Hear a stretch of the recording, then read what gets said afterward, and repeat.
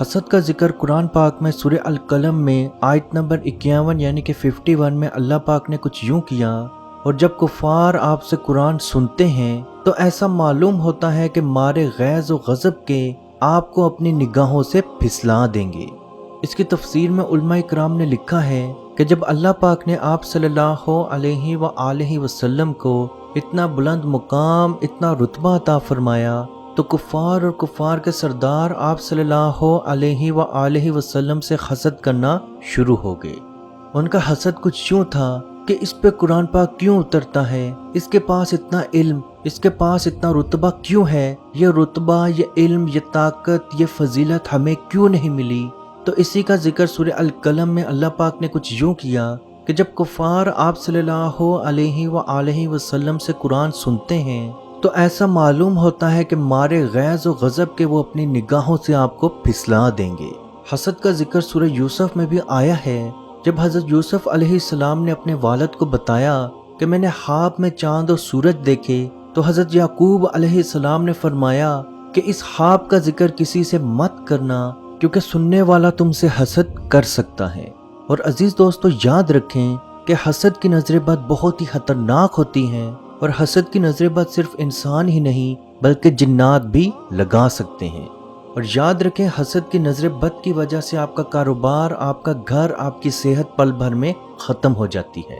حسد کی نظر بد ایک چھوٹی چیز سے لے کے ایک بہت بڑی چیز تک ہو سکتی ہے۔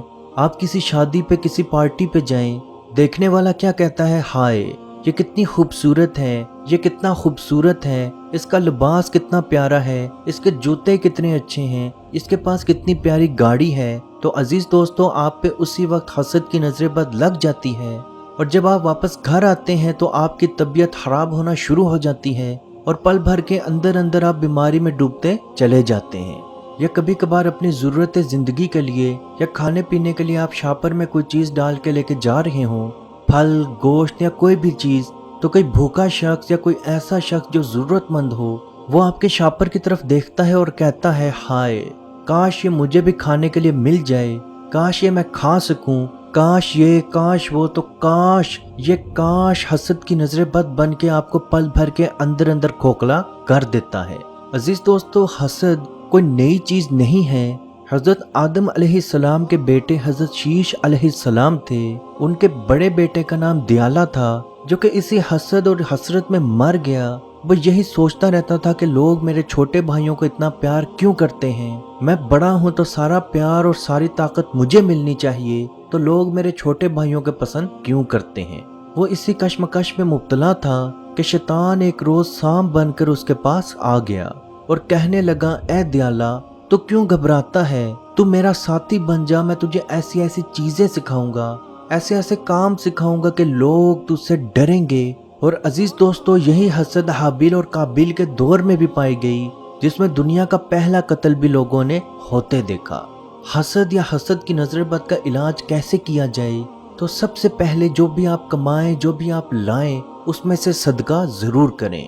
جیسے آپ کوئی کاروبار کر رہے ہیں تو اپنے دماغ میں اس چیز کو بالکل صاف کر دیں کہ میں جو بھی کماؤں گا، جتنا بھی کماؤں گا، اس میں سے 10%، 5%، 2% میں اللہ کی راہ میں ضرور دوں گا۔ کیونکہ یاد رکھیں، صدقہ ایک ایسی چیز ہے جس کا ذکر سورہ بقرہ میں اللہ پاک نے کچھ یوں کیا کہ کوئی ہے جو اللہ پاک کو قرض حسنہ عطا فرمائے تاکہ اللہ اس کو بہتر کر کے اس کو واپس کرے۔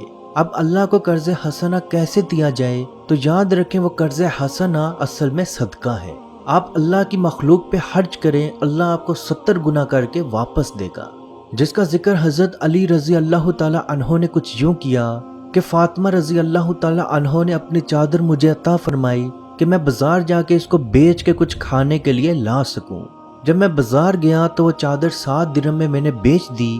جیسے ہی میں بیچ کے دکان کی طرف سامان لینے کے لیے نکلا تو راستے میں ایک فقیر مجھے ملا، جس نے کہا، اے علی کافی دنوں سے بھوکا ہوں، کچھ دے دے۔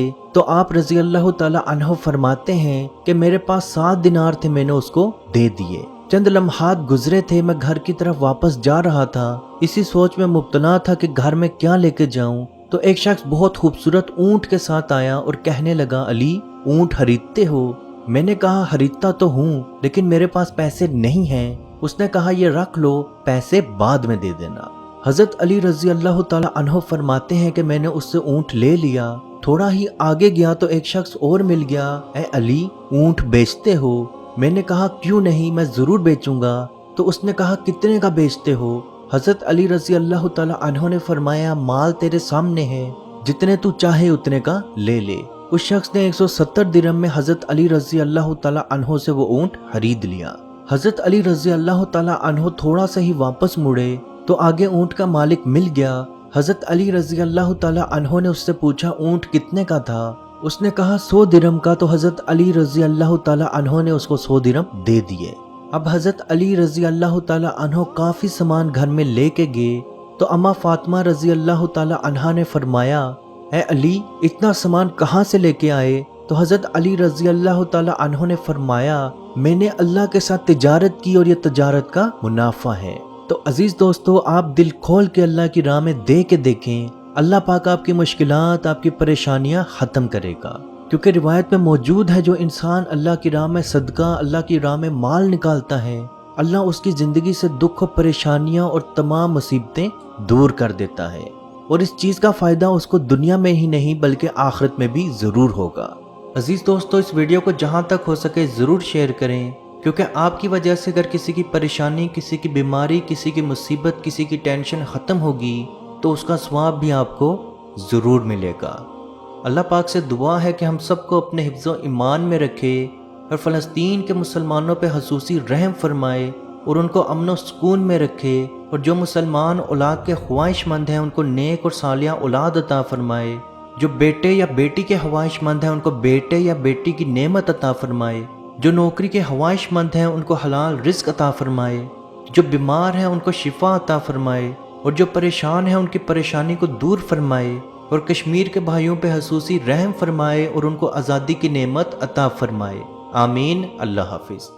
أعوذ بالله من الشيطان الرجيم بسم الله الرحمن الرحيم لله ما في السماوات وما في الأرض وإن تبدوا ما في أنفسكم أو تخفوه يحاسبكم به الله فيغفر لمن يشاء ويعذب من يشاء والله على كل شيء قدير آمن الرسول بما أنزل إليه من ربه والمؤمنون كل آمن بالله وملائكته وكتبه ورسله لا نفرق بين أحد من رسله وقالوا سمعنا وأطعنا غفرانك ربنا وإليك المصير لا يكلف الله نفسا إلا وسعها لها ما كسبت وعليها ما اكتسبت ربنا لا تؤاخذنا إن نسينا أو أخطأنا ربنا ولا تحمل علينا إصرا كما حملته على الذين من قبلنا ربنا ولا تحملنا ما لا طاقة لنا به واعف عنا واغفر لنا وارحمنا أنت مولانا فانصرنا على القوم الكافرين